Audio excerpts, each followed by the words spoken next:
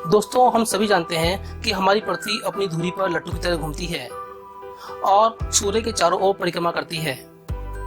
पृथ्वी के अपनी धुरी पर लट्टू की तरह घूमने से एक दिन पूरा होता है और सूर्य के चारों ओर परिक्रमा करने से 365 दिन पूरे होते हैं। लेकिन दोस्तों, सवाल यह उठता है कि आखिर पृथ्वी अपनी धुरी पर लट्टू की तरह क्यों घूमती है और सूर्य के चारों ओर परिक्रमा क्यों करती है। दोस्तों, मैं हेमंत कुमार आपका अपने आल ज्ञान भंडार चैनल पर बहुत बहुत स्वागत करता हूं। दोस्तों, इस वीडियो में अंत तक हमारे साथ बने रहें, इस वीडियो को पूरा देखें। यदि ये वीडियो आपको पसंद आता है तो इसे अपने दोस्तों को शेयर करें, इस वीडियो को लाइक करें और हमारे चैनल आल ज्ञान भंडार चैनल को सब्सक्राइब करें। बेल आइकन को दबाकर ऑल नोटिफिकेशन को ऑन कर लें, जिससे कि आगे आने वाली वीडियो का नोटिफिकेशन आपको सही समय पर मिल सके। तो दोस्तों, जानते हैं कि आखिर हमारी पृथ्वी अपनी धुरी पर क्यों घूमती है और सूर्य के चारों ओर परिक्रमा क्यों करती है। तो चलो चलते हैं अपने स्टूडियो।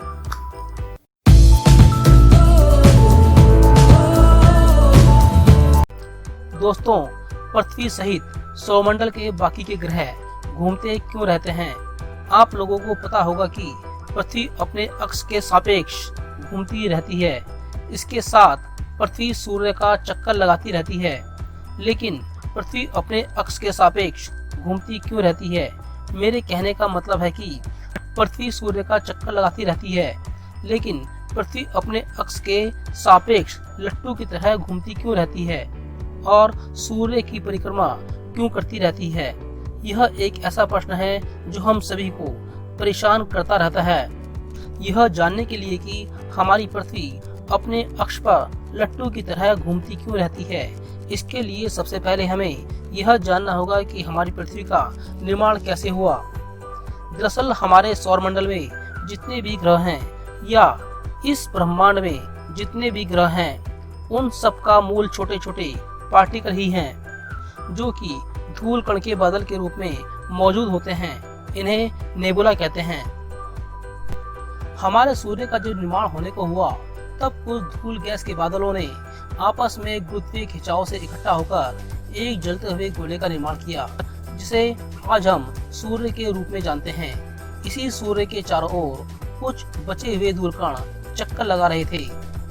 जो ठोस धूल कण थे, उन्होंने आपस में जुड़कर 4 बड़े बड़े स्थलीय पिंडों का निर्माण किया। उन्हीं में से एक हमारी पृथ्वी भी है। और जो हल्की गैस के बादल थे, वह सौर हवा के द्वारा बहा लिए गए और सूर्य से थोड़ा दूर गैस जायंट ग्रहों का निर्माण किया। हम आपको यह बताते चलते हैं कि पृथ्वी का जब निर्माण भी नहीं हुआ था, यानी जब पृथ्वी धूल कणों के छोटे छोटे कण के रूप में थी, तब से ही पृथ्वी घूम रही है। चलिए पूरी बात बताते हैं आपको। आज से 4.5 अरब साल पहले जब अपने सौरमंडल का निर्माण हो रहा था, तब अपने नवजात सूर्य के चारों ओर गैस और धूल कणों ने घूमते हुए एक डिस्क का निर्माण किया।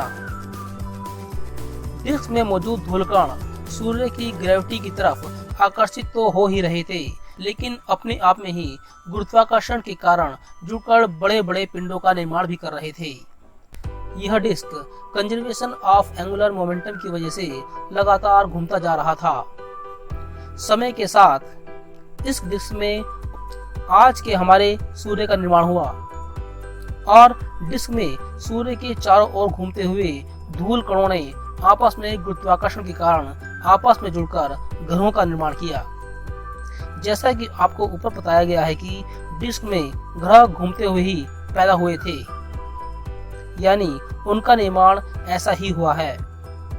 अब आप जैसा कि जानते होंगे कि कोई वस्तु अगर घूम रही है तो वह तब तक घूमती रहेगी जब तक उसके ऊपर कोई बाहरी बल न लगे। सौरमंडल के ग्रहों के साथ भी ऐसा ही हुआ। ग्रहों का जन्म घूमते हुए ही हुआ और उन्हें किसी बाहरी बल ने रोका नहीं, इसलिए वह अपने अक्ष पर घूमते गए। पृथ्वी सहित बाकी के सारे ग्रह अपने इस निष्क्रियता के कारण लगातार घूमते रहते हैं। सौरमंडल में स्थित लगभग सभी ग्रह एक ही दिशा में, यानी काउंटर क्लॉकवाइज दिशा में घूमते रहते हैं। केवल शुक्र और अरुण ही क्लॉकवाइज दिशा में घूमते रहते हैं। तो अब आप पृथ्वी के रोटेशन के बारे में जान ही गए होंगे। उसी तरह अब हमें यह भी जानना जरूरी है कि हमारी पृथ्वी सूर्य के चारों ओर घूमती क्यों रहती है। अगर आपको कंफ्यूजन हो रहा है तो मैं आपको बताता चलूं कि सूर्य के चारों ओर पृथ्वी के चक्कर लगाने को रेवोल्यूशन अर्थात परिक्रमा कहते हैं, और वही पृथ्वी के अपने अक्ष पर घूमने को रोटेशन कहते हैं। अर्थ रेवोल्यूशन और अर्थ रोटेशन में अंतर है। पृथ्वी जब अपने अक्ष पर रोटेट करती है तब एक दिन का समय बीतता है, वहीं जब पृथ्वी सूर्य के चारों ओर एक चक्कर काट लेती है तब 365 दिन बीत जाते हैं। अर्थात सूर्य के चारों ओर एक चक्कर लगाने में पृथ्वी को कुल 365 बार अपने अक्ष पर लट्टू की तरह घूम जाती है। पृथ्वी का सूर्य के चारों ओर चक्कर लगाना, दरअसल इसका मूलभूत कारण सूर्य का पृथ्वी की कक्षा में अपनी ग्रेविटी को लगाना है। यही वह कारण है जिसके कारण पृथ्वी सूर्य के चारों ओर चक्कर लगाती है।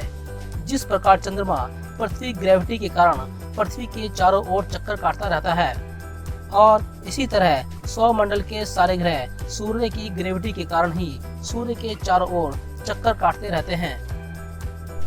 लेकिन आपको यह बात पता होनी चाहिए कि पृथ्वी सूर्य का चक्कर एक एलिप्टिकल पाथ में लगाती है, न कि एक गोल सर्कल के रूप में। लेकिन प्रश्न यहाँ यह उठता है कि पृथ्वी सूर्य का चक्कर एक एलिप्टिकल पाथ में ही क्यों लगाती है।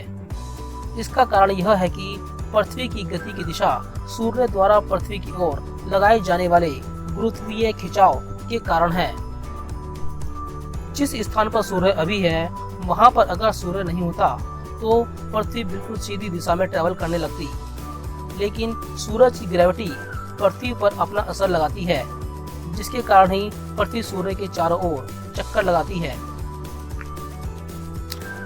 अब देखिए, पृथ्वी का सूर्य के चारों ओर चक्कर लगाना यह केवल सूर्य की ग्रेविटी पर ही निर्भर करता है, बल्कि सूर्य के आकार पर भी निर्भर करता है।